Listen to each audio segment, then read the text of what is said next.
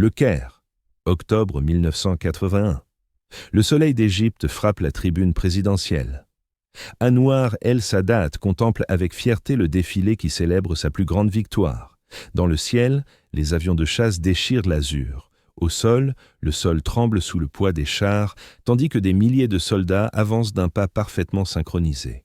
C'est une démonstration de force impeccable, une image de contrôle absolu.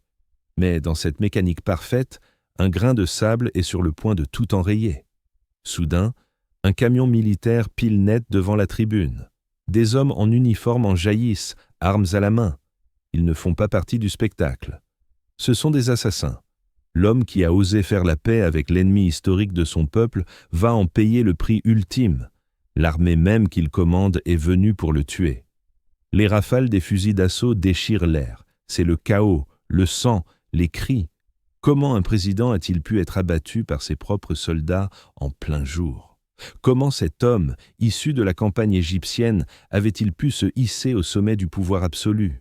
Et qu'est-ce qui l'avait poussé à commettre ce que certains considéraient comme un crime impardonnable? Serrer la main de l'ennemi. Alors que les balles déchiraient son corps, ses dernières paroles allaient résonner bien au-delà de cette journée sanglante.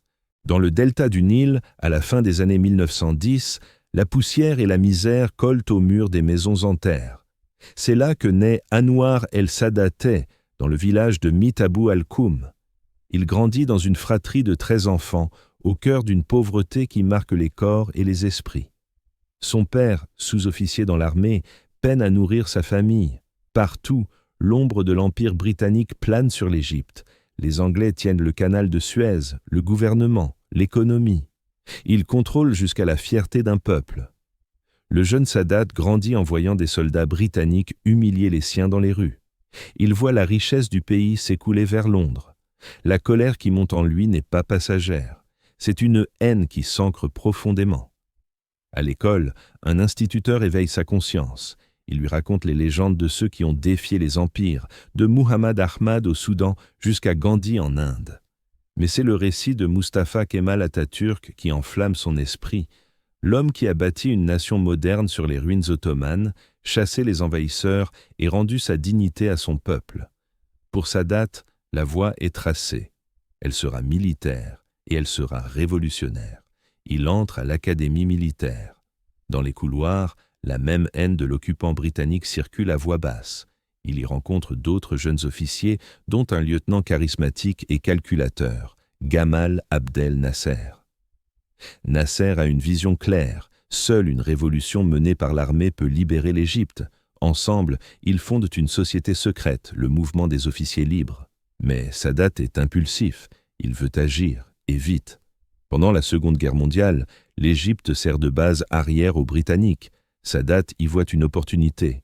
L'ennemi de mon ennemi est mon allié. Il tente d'établir le contact avec les Allemands pour obtenir leur aide contre les Anglais. Le renseignement britannique le découvre. Il est arrêté. 2 ans de prison. Les interrogatoires sont brutaux, les conditions dégradantes. Sadat ne plie pas. Il en ressort plus radical, plus déterminé que jamais. La guerre est finie, mais pour l'Égypte, rien n'a changé. Le contrôle britannique persiste, soutenu par une monarchie corrompue menée par le roi Farouk. Libéré, Sadat replonge dans la conspiration. Cette fois, il franchit une ligne. Il participe à l'assassinat d'Amin Osman Pacha, un ministre jugé trop proche des Britanniques. Il est de nouveau arrêté et passe 2 ans derrière les barreaux. Condamné pour complot et meurtre, son avenir politique semble anéanti. Pourtant, c'est de cette ombre que sortira un jour le futur président de l'Égypte. Le Caire, juillet 1952. La chaleur de la nuit est écrasante. Dans les rues, le grondement sourd de l'acier sur l'asphalte annonce un changement. Des chars d'assaut avancent, mais ce ne sont pas les blindés britanniques, ce sont des Égyptiens, menés par Gamal Abdel Nasser et les officiers libres. Pour Anwar el-Sadat, un ancien prisonnier politique condamné pour conspiration, le rêve d'un coup d'État devient réalité. Il est là, au cœur de l'action. Le roi Farouk, déjà impopulaire, est déposé sans la moindre résistance. Il s'enfuit à bord de son yacht de luxe, laissant derrière lui une monarchie déchue. L'Égypte appartient enfin aux Égyptiens. Mais une question demeure. Qui va la diriger? Nasser est le véritable cerveau de l'opération, mais il a besoin d'une façade respectable. Le général Mohammad Naguib est alors placé à la présidence, un chef d'État de pure forme. Sadat, lui, reste en retrait. Il travaille dans l'ombre pour consolider le nouveau régime. Il dirige des journaux, orchestre la propagande. Sa loyauté envers Nasser est totale, sans faille. Mais le théâtre ne dure qu'un temps. Nasser, lassé de la comédie du pouvoir, écarte Naguib et prend directement les rênes. Il devient le leader incontesté de l'Égypte et bientôt une icône du nationalisme arabe. Sadat, lui, demeure dans l'ombre, fidèle, patient. Il attend son heure. Nasser défie les anciennes puissances coloniales en nationalisant le canal de Suez. La France, le Royaume-Uni et Israël lancent une offensive militaire, mais Nasser résiste. Sur le plan politique, c'est une victoire éclatante qui fait de lui le héros du monde arabe. Sadat est toujours à ses côtés, vice-président, conseiller, ami.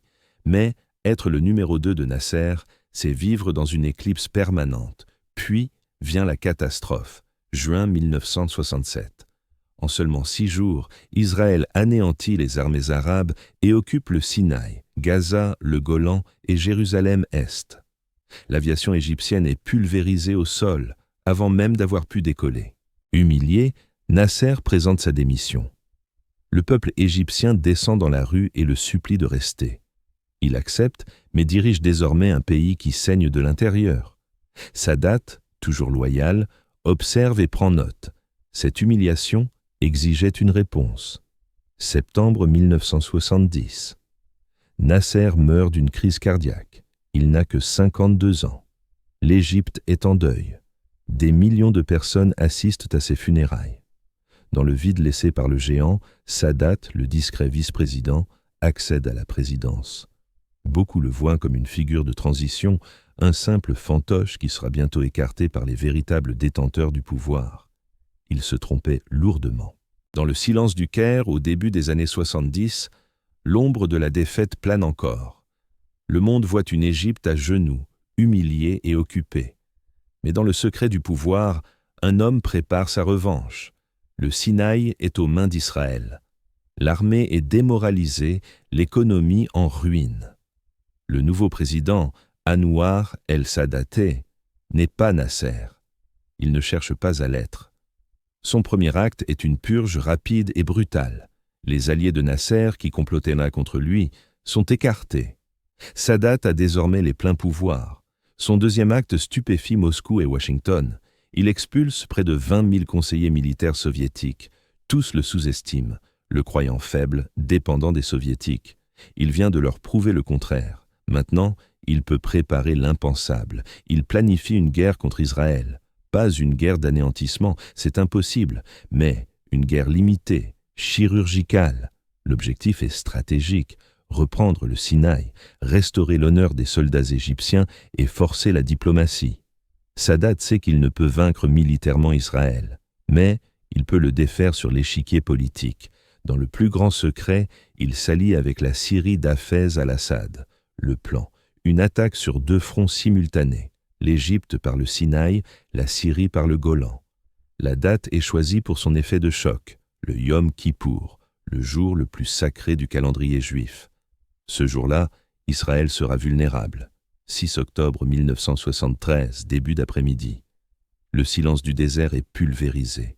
2000 canons égyptiens ouvrent le feu en même temps, le plus grand barrage d'artillerie depuis la Seconde Guerre mondiale. La ligne Bar-Lev, la fortification israélienne, est écrasée sous les obus. Des commandos égyptiens traversent le canal de Suez sur des canaux pneumatiques. Avec des lances à eau à haute pression, ils désagrègent les remparts de sable érigés par les Israéliens. En quelques heures, des milliers de soldats sont de l'autre côté. Les drapeaux égyptiens flottent à nouveau sur le Sinaï. La surprise est totale, absolue. Les troupes israéliennes sont dispersées, leurs chars en maintenance. Les soldats sont chez eux pour célébrer le Yom Kippour. Le chaos règne. Au nord, la Syrie lance son assaut sur le plateau du Golan. Pour la première fois de son histoire, l'existence même d'Israël semble menacée. Les premiers jours, l'avancée égyptienne est fulgurante. Les chars israéliens tombent dans des embuscades, détruits par centaines par les missiles anti-chars soviétiques. La redoutable aviation israélienne perd des dizaines d'appareils face aux défenses anti-aériennes égyptiennes. L'impossible est en train de se produire. Mais Sadat commet une erreur. Poussé par les Syriens, il ordonne à ses blindés d'avancer au-delà de la protection de ses propres missiles. Sans couverture, les chars égyptiens deviennent des cibles faciles. Israël contre-attaque, franchit le canal à son tour et encercle la troisième armée égyptienne. La guerre, si bien commencée, est en train de basculer. Un cessez-le-feu est négocié par les Nations Unies. Sur le terrain, Israël a remporté une victoire militaire. Mais, stratégiquement, le vainqueur est Sadat. Il a prouvé que son armée pouvait se battre, franchir le canal et faire saigner Israël. L'humiliation de 1967 est en partie effacée. Sadat est désormais un héros national. La fierté arabe est restaurée. Mais la guerre a changé l'homme. Il ne veut plus de bataille. Il veut la paix. Et pour l'obtenir, il est prêt à accomplir un autre acte impensable. Dans le silence des palais du Caire, le poids de l'histoire pèse sur Anwar el-Sadaté. Il est prêt à commettre l'impensable. Comment un leader arabe pourrait-il envisager la paix avec Israël? Et comment convaincre son propre peuple que tendre la main à l'ennemi n'est pas une trahison? Des années ont passé depuis la dernière guerre, et la frustration de Sadat est immense. 4 conflits majeurs depuis la création de l'État hébreu, des dizaines de milliers de morts, des fortunes englouties dans l'armement. Pour quel résultat? Des territoires occupés, une économie en ruine et une haine plus profonde encore. Il prend alors une décision qui va changer le cours de l'histoire. Il envoie des messages secrets en Israël. Il se dit prêt à négocier. Directement, face à face, sans aucun intermédiaire. À Tel Aviv, le Premier ministre Menahem Begin, ancien chef de l'Irgun, n'y croit pas. Aucun leader arabe n'a jamais reconnu Israël. Personne n'a jamais fait le voyage. Serait-ce un piège? Une simple ruse? Ce n'en est pas une. Novembre 1977. Sadat monte à bord d'un avion d'Égyptair. Destination Jérusalem, territoire ennemi. La capitale de l'État qui occupe des terres arabes. L'audace est inimaginable, le courage indéniable. L'avion atterrit, la porte s'ouvre, Sadat apparaît en haut de la passerelle. En bas, Begin l'attend. Les deux ennemis historiques se font face, sous les flashs des caméras du monde entier. Sadat tend la main. Begin la serre. Pour le monde arabe, le geste est une déflagration. La fureur embrase le Moyen-Orient. La Syrie rompt ses relations. La Libye traite Sadat de traître. L'OLP condamne le geste. L'Irak exige son expulsion de la Ligue arabe. Des radicaux islamistes jurent sa mort. Mais Sadat ne recule pas. Il prend la parole devant la Knesset, le Parlement israélien. Et il le fait en arabe. Son discours est direct, sans concession. Il est venu pour la paix, pour mettre fin à l'effusion de sang. Il martèle que les Palestiniens méritent une patrie et que les Israéliens méritent la sécurité. Begin écoute. Il n'est pas d'accord sur tout, mais il écoute. Le héros de la guerre est devenu le traître de la paix. Le président américain Jimmy Carter entre en scène. Il organise des négociations secrètes entre Sadat et Begin. Pendant 13 jours, les deux hommes sont enfermés dans des chalets, dans les montagnes du Maryland. Les discussions sont harassantes, des cris éclatent, les blocages se multiplient. Carter est sur le point d'abandonner. Puis, au dernier jour, un accord est trouvé. Ce sont les accords de Camp David. Israël rendra le Sinaï à l'Égypte. En échange, l'Égypte reconnaîtra officiellement l'État d'Israël. La paix est signée entre deux nations qui se sont affrontées dans 5 guerres. Sadat et Begin reçoivent ensemble le prix Nobel de la paix. Mais le prix à payer est l'isolement. L'Égypte est expulsée de la Ligue arabe, dont le siège est transféré du Caire à Tunis. Les pays arabes rompent leurs relations. Sadat devient un paria. Lui est convaincu d'avoir raison, de bâtir un avenir meilleur pour son peuple. Il se trompe sur un point. Il n'aura pas d'avenir. Le 6 octobre 1981, le ciel du Caire gronde sous le passage des avions de chasse. 8 ans après la guerre du Kippour, l'Égypte célèbre sa fierté retrouvée lors d'un défilé militaire grandiose. Chars, soldats, démonstrations de force, tout est filmé, retransmis. Dans la tribune d'honneur, le président Anwar el-Sadaté observe le spectacle. À ses côtés, le vice-président Hosni Moubarak, des généraux, des diplomates. Les caméras du monde entier sont braquées sur lui, le protocole se déroule à la perfection. Mais dans la mécanique bien huilée de la cérémonie, un grain de sable est sur le point de tout enrayer. Un camion de transport d'artillerie quitte soudainement le convoi et s'immobilise face à la tribune. Le geste est inhabituel, il n'est pas prévu. Les portières s'ouvrent.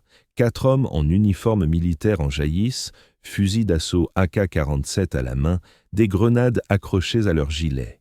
Ils courent vers la tribune. Sadat, pensant à une mise en scène audacieuse, se lève pour saluer ses soldats. C'est une erreur qui lui coûtera la vie.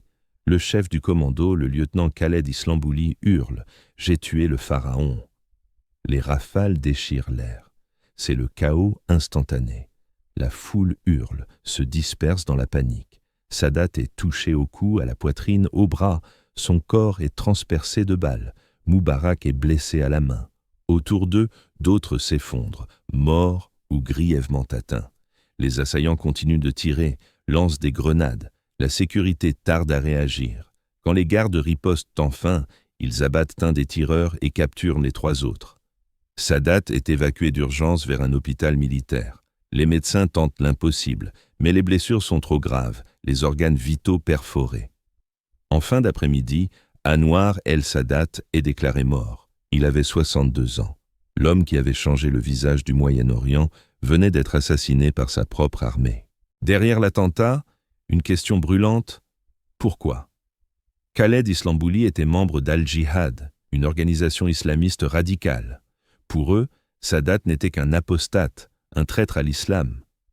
Ses crimes, la paix signée avec Israël, la répression des groupes fondamentalistes et son alliance perçue avec l'Occident. Islambouli avait tout planifié, infiltrant le défilé pour frapper le président qui avait osé défier des décennies de haine. Lors de son procès, Islambouli ne montrera aucun remords. Il revendique son acte, affirmant avoir tué un ennemi de l'islam et être prêt à recommencer. Quelques mois plus tard, lui et ses complices seront exécutés. Le jour des funérailles, un silence pesant s'installe sur le Caire. Sous le soleil égyptien, le cortège avance dans une solitude frappante. Autour du cercueil, les absences sont plus éloquentes que les présences. Seuls 3 dirigeants arabes ont fait le déplacement. Dans le reste du monde arabe, on ne pleure pas sa mort. Ailleurs, beaucoup la célèbrent. L'homme qui a voulu la paix meurt abandonné par ceux qui l'espéraient sauver de nouvelles guerres. Anwar el-Sadat était convaincu de bâtir un avenir meilleur. Il croyait que l'engagement était plus noble que la guerre éternelle. Son héritage, lui, reste une plaie ouverte. L'Égypte conservera la paix avec Israël jusqu'à ce jour. Elle a récupéré le Sinaï et évité de nouvelles guerres dévastatrices. Hosni Moubarak, qui a survécu à l'attentat, maintiendra les accords de Sadat pendant 30 ans. Mais cette paix a un prix. Les Palestiniens restent sans patrie, le Moyen-Orient continue de s'embraser et le fondamentalisme islamique gagne du terrain. Les blessures profondes que Sadat a tenté de guérir saignent encore. Pendant que son nom s'efface, celui de son assassin, Khaled Islambouli, devient une icône. Pour les groupes radicaux, il est un martyr. En Iran, des rues portent son nom. Sa photo devient le symbole de la résistance contre les dirigeants jugés traîtres à l'islam. Sadat est mort pour avoir défié les dogmes, pour avoir refusé de répéter les erreurs du passé. Il est mort pour avoir tenté quelque chose de nouveau, dans une région prisonnière de ses cycles de vengeance. Ses derniers mots, étouffés par le chaos de l'attaque, restent un mystère. Certains témoins disent qu'il a tenté de crier quelque chose, d'autres qu'il est tombé en silence. La vérité s'est perdue dans le bruit des tirs. Ce que l'on sait, c'est qu'il est mort en croyant avoir fait le bon choix et qu'il l'a payé de sa vie. Aujourd'hui, sa tombe au Caire ne reçoit que de rares visiteurs. Pas de foule, pas de montagne de fleurs. L'homme qui voulait la paix pour le Moyen-Orient semble déjà oublié, alors que la région brûle encore dans des conflits sans fin. La question qu'il laisse est brutale et simple. La paix vaut-elle le sacrifice d'une vie? Lui a répondu oui. Avec son sang, son courage et une obstination farouche, il est tombé sous les balles, convaincu d'avoir eu raison.